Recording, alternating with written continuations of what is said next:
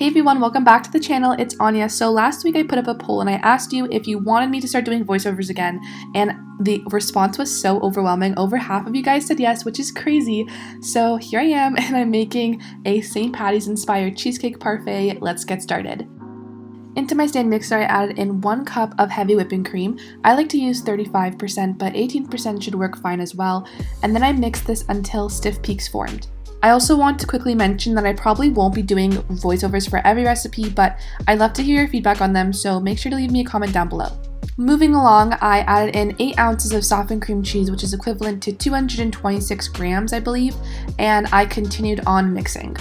Then I added in 3/4 cups of icing sugar. Make sure to use this type and not white sugar. People like to confuse the two, but they're 2 different types. Then I added in half a teaspoon of mint extract, but this is totally optional, along with a couple drops of green food coloring since this is a St. Patty's inspired recipe. And once it was done mixing, I placed it into the fridge for about half an hour just to set and chill. Now comes the fun part of layering the parfait, which is also my favorite. I started in the bottom with a Oreo base, and then I kind of alternated between this and the cheesecake layer. Once I reached the top, I actually decided to whip up some more fresh whipping cream. This time I didn't dye it cream though. I kind of just placed that on top as a finishing touch, and then I added some Oreos on top.